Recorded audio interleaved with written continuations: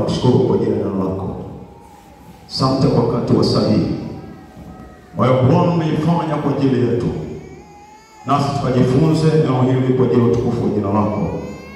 Asante kwa kuwa Bwana umeliandaa neno hili ili lisikike masikioni mwetu. Nasi tunakushukuru unakwenda kusema nasi kupitia kinywa cha mtumishi wako. Ni sasa ambao Bwana unakwenda kusema katika jina lako tukufu la Yesu Kristo. Amen. Bwana Yesu asifiwe. Bwana Yesu asifiwe sana. Ujumbe wetu wa leo unahusu mapito unayopitia, Bwana atakuokoa.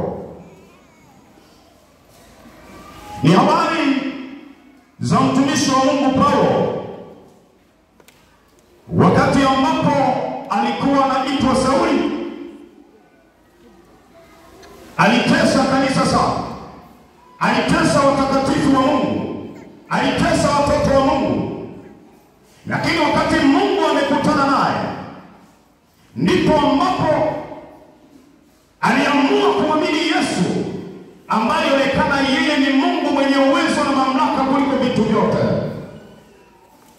Baada ya kuamini Yesu, jina lake kutoka Sauli akaitwa Paulo. Baada ya kuwa ameitwa Paulo, tumishi wa Mungu akaanza kuingia kwenye majaribu, akaingia kwenye mapito, akaingia kwenye changamoto. Wakati alipokuwa anaitwa Sauli, zile changamoto akukutana nazo, yale majaribu akukutana nayo, alipoitwa Paulo akaingia kwenye majaribu. Mungu wetu atusaidie sana. Tunapokuwa hatujaokoka, tunaweza kukutana na changamoto mbalimbali. Lakini baada ya kuokoka, tukakutana na changamoto nyingi ambazo naweza kukata tamaa. Paulo alikutana na mashtaka ambao kila mmoja alionekana hawafai. Na mtu alikuwa na elimu, mtu aliyekuwa anafahamika, mtu aliyekuwa na madigrii, lakini watu walimdharau. Hata wale ambao aliwafundisha wote walimdharau, wale aliowaongoza wote walimdharau. Lakini Paulo ana digrii. Kwa nini?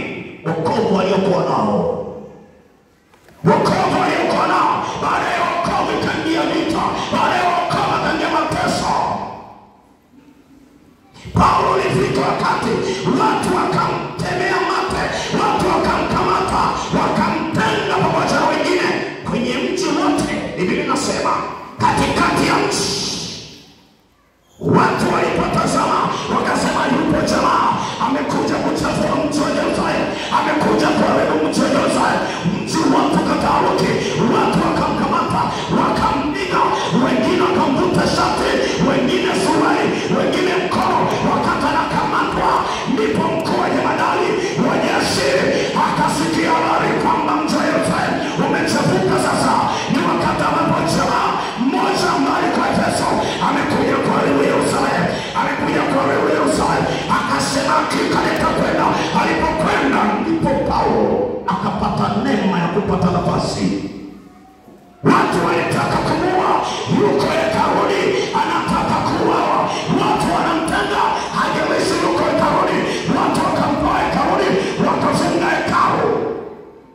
Paulo ambaye alikuwa msomi, aliyekuwa anaaminika nyakati zile kwenye utawala wa Kirumi, lakini angalia jinsi alivyohangaika. Toto wa watu, toto wa mama wenzako, yeye akateswa, yeye akaumizwa, yeye akakamatwa. Nini kilichosababisha? Injili ya Kristo, injili ya Yesu Kristo, injili ya Bwana.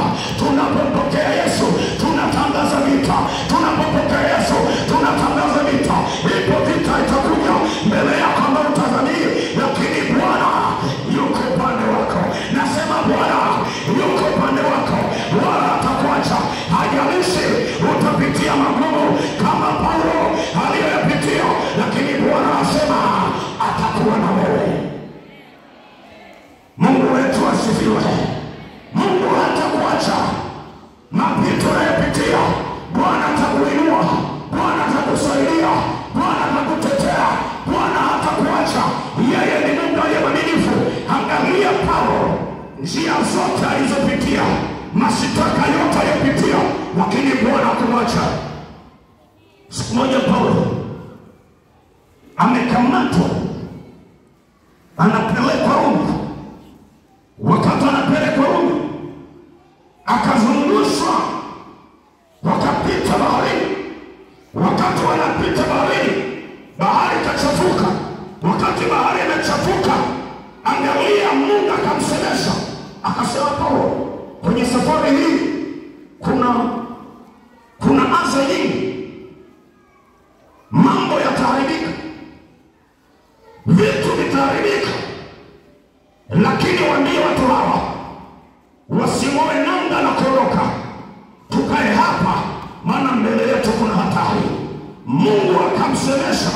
Baada ya kumsemesha Paulo, akawaambia wale ambao wanaendesha ile meli, aliwaambia wakampinga, usishangae na wewe kuna vitu watakupinga, usishangae na wewe kuna mahali watakukataa, usishangae na wewe kuna sehemu utakataliwa, lakini Bwana atakuwa na wewe.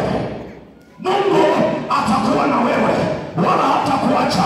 Wakati wanampinga, yeye akasema twende. Wakang'oa nanga, wakaanza safari, wakasafiri kilomita sio nyingi, bahari kachafuka. Bahari ilipochafuka, ndipo ambapo watu wakaanza kutupa mizigo, wakaondoa vitu, lakini bado chombo hakitulii. Kesho yake wanatoa vitu, lakini bado chombo hakitulii. Lakini Bwana akamwambia Paulo, waambie hakuna unywele wa wanadamu utakaopotea. Ile meli ilianza kubomolewa, ikapigwa na mawimbi, meli ikaanza kupasuka, lakini Bwana alikuwa pamoja nao.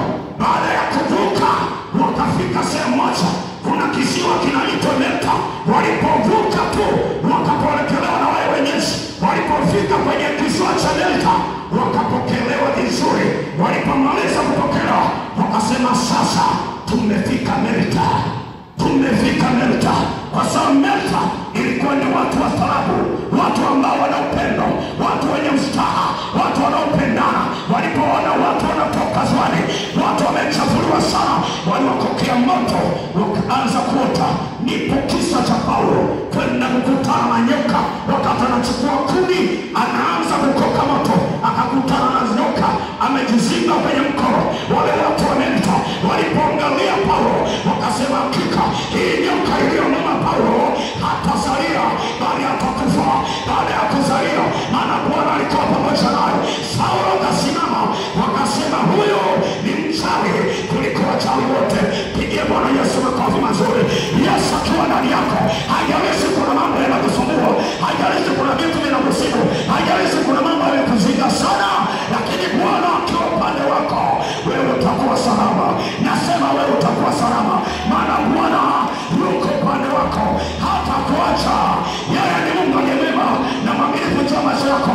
Haijalishi mapito unayopitia, Bwana anaweza kusaidia, Mungu anaweza kuinua, Mungu anaweza kukutetea, wala hata kuacha. Angalia pito hilo nalo, hebu angalia na Paulo. Wewe bado hujafikia, lakini Bwana Paulo kamainua. Nasema na wewe siku ya leo, Bwana anakwenda kukuinua, Bwana anakwenda kukutetea, wala hata kuacha.